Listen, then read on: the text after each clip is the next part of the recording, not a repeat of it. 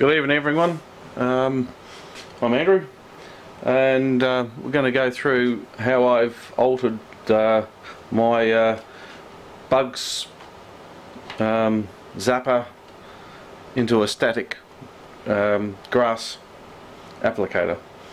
What I've done is what I've done on YouTube, as you'd see on YouTube, how you've changed it and altered it, and like most of us, we've had a go at changing it and using it with a strainer, and though it worked quite well, I just didn't feel it was how I wanted it, or that it wasn't. It was flicking stuff everywhere where I didn't want it to go. So I thought, well, how do I contain it? How do I actually concentrate it into an area that's where I really want it to go? Yes, it's going to go into different places, but how do I try to confine it? And so, looking round, as most modelers are, we try and save money. What I had was a little bocconcini cheese container floating around in the shed that I use for different bits and pieces, and the lid. And what I've done is cut out the lid, the inner part of it, so that I can put a larger strainer in, so that it fits in perfectly, which meets up to the edge of the lid.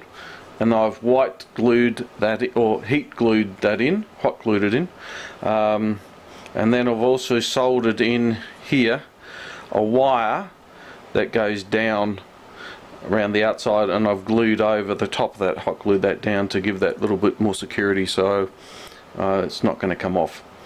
It is a little bit finer than what I originally had, and it still works the same, and I think it actually contains it far better. So, I've improved that so that it's a little bit easier to control, and B, that rather than splitting out of the top, it stayed within.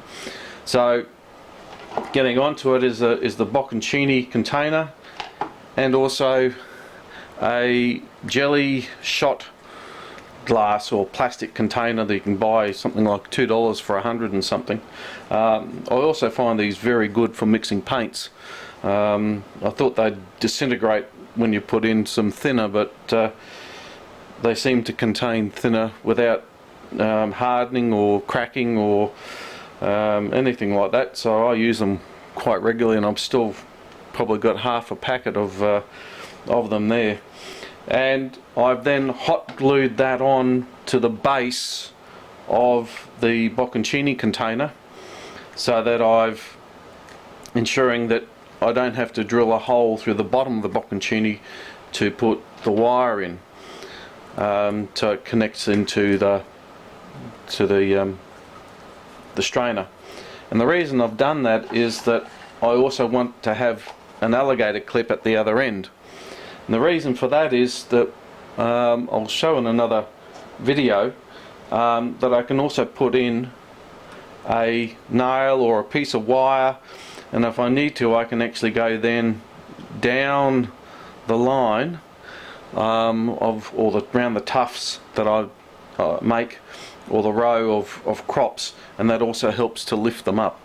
So I like that flexibility. And I suppose if I wanted to, I could also then go back down and click on the old and use that as a secondary if I wanted a little bit more. So I'm not going to throw that away. I've got a good insulated strainer, so I'm not going to get done. So that's basically how I've done that. The wiring is quite simple. You take off take it apart, replace the coated wires, put on with the new coated wires, and then I've also, as you can see, I've drilled holes in the jelly shots big enough that I can actually then put it through and soldered them on. And then I've also cut that holder, or probably around about the 10mm mark, because then it's all a bit of trial and error. I found that it actually slots over that, so it's a nice snug fit. As you can see, it's fitted on there. The flocking is not going to get inside the electrics, which I also found happened with this.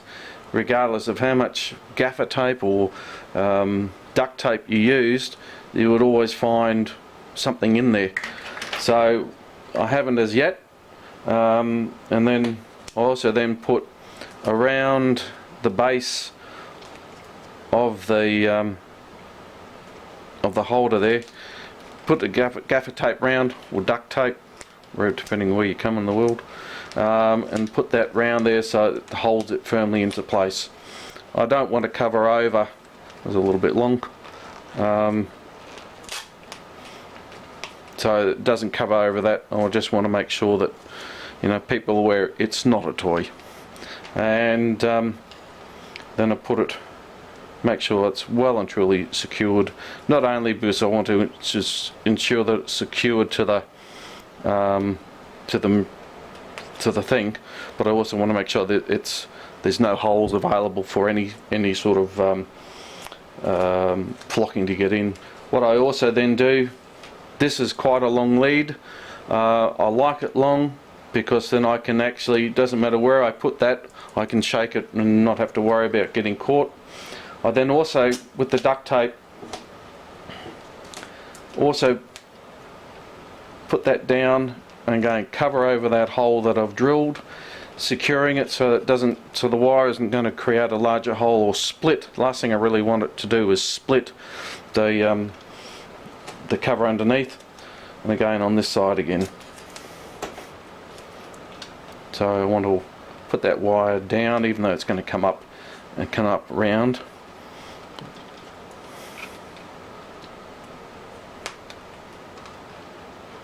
So it's held in place. Now with the wire, with on the strainer, I've teed it up so that I can put that there. It fits on nicely. It secures it. It's not going to fly anywhere. And then the alligator clip just fits onto the wire. And hey presto, it works, and you should be able to see the spark.